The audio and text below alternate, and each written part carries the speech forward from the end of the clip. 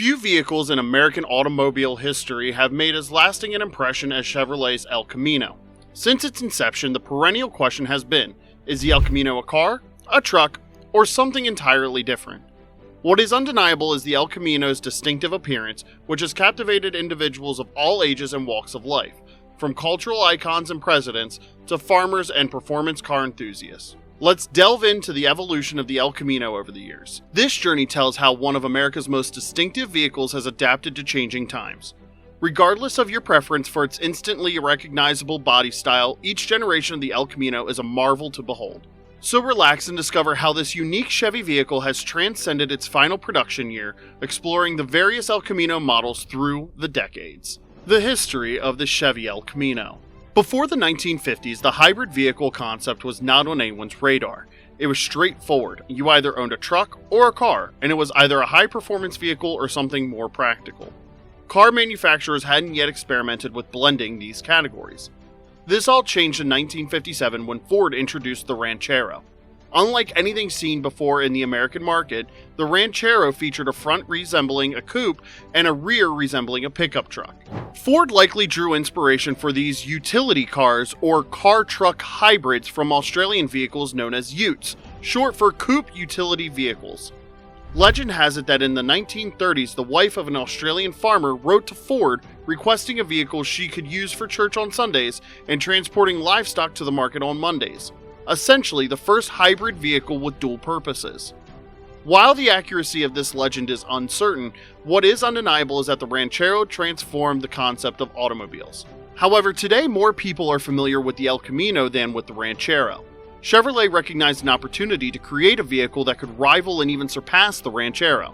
By 1959, Chevy had developed the El Camino, which went on to become an American automotive icon and one of Chevrolet's most iconic models to date.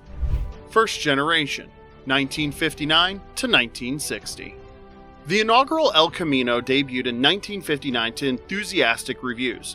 Featuring a Bel Air exterior and built on a modified Brookwood station wagon platform, the vehicle garnered a positive reception. Sales during its first year were robust, with the El Camino outselling Ford's Ranchero, moving 22,246 units compared to the Ranchero's 14,169. Customers were offered various engine and drivetrain choices during these early El Camino years.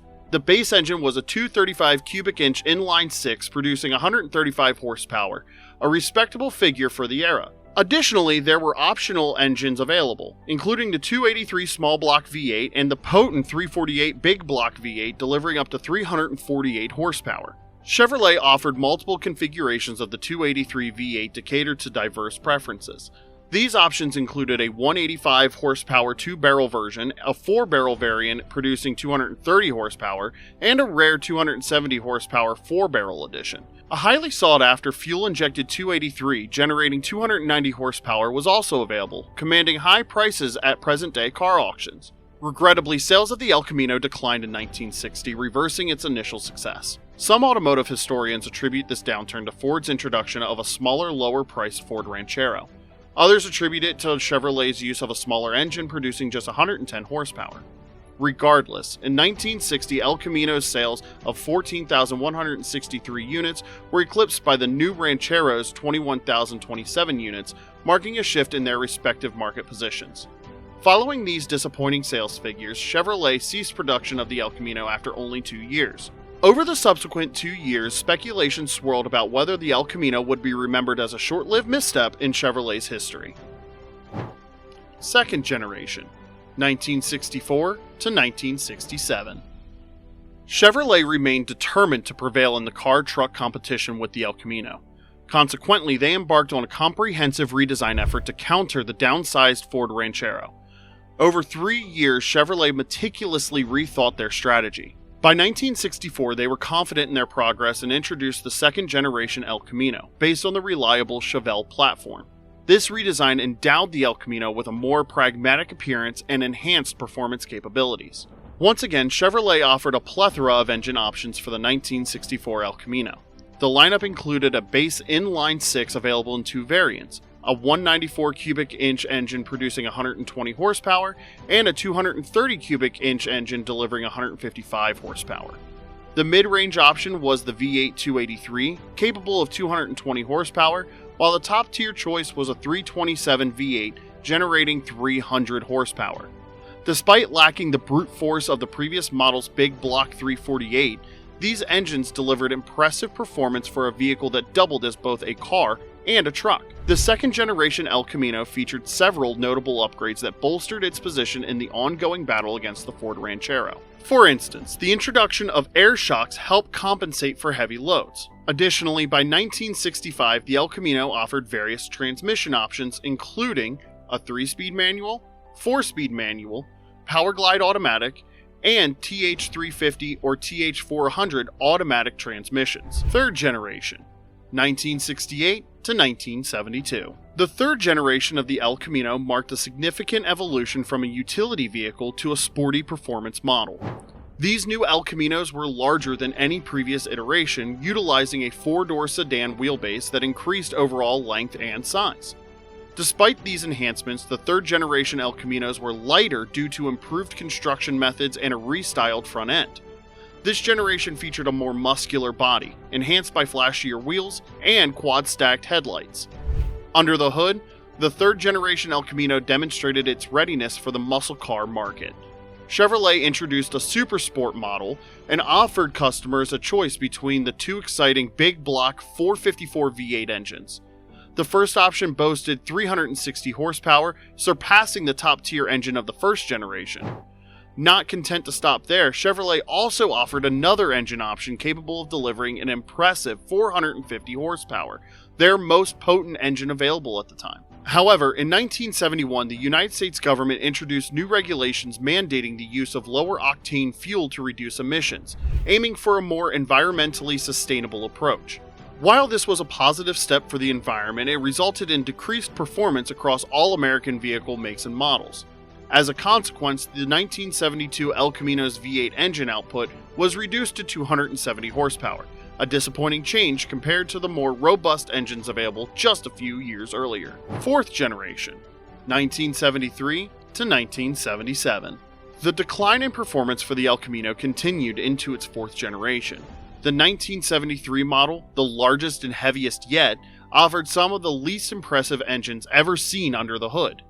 Despite retaining a body style with attractive curves, the vehicle had lost some of its distinctive flair.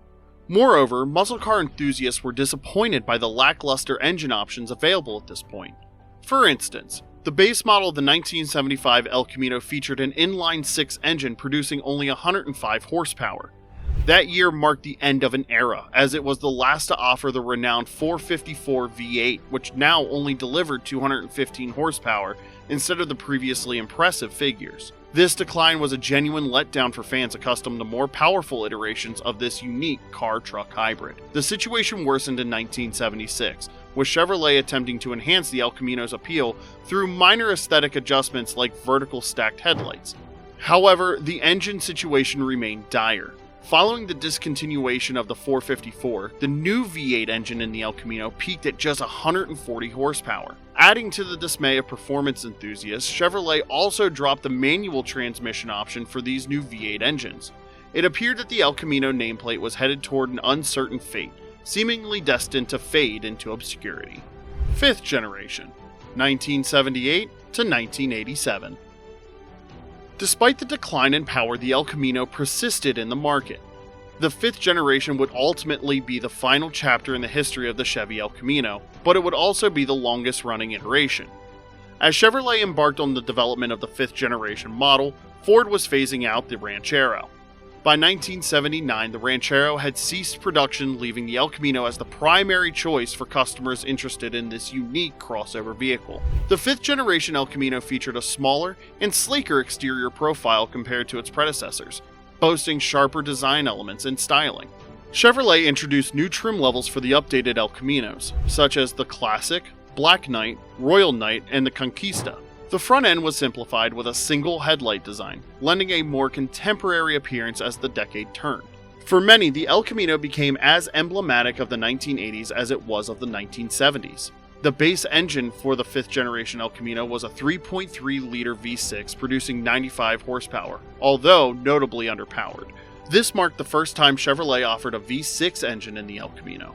Customers had the option to upgrade to two more powerful engines, a 305 cubic inch V8 generating 145 horsepower and a 350 cubic inch V8 with 170 horsepower, although still falling short of the potent engines found in earlier models. In the subsequent years, Chevrolet made minimal changes to the body and engine offerings of the El Camino. The quad headlights returned in 1982, accompanied by slight variations in engine options. From 1982 to 1984, Chevy introduced diesel engine choices, but due to reliability issues, they were phased out despite their fuel efficiency. Chevrolet redesigned the front end of the El Camino before concluding production and relocated manufacturing to Mexico in 1985 to reduce costs. However, with the introduction of the Chevy's S10 midsize pickup, the El Camino met its ultimate demise, culminating in the end of production in 1987, marking the conclusion of the El Camino's legacy.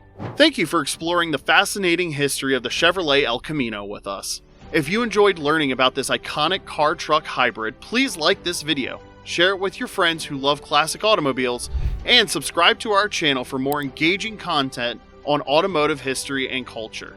Stay tuned for future episodes as we delve into more captivating stories from the world of cars. Your support means the world to us.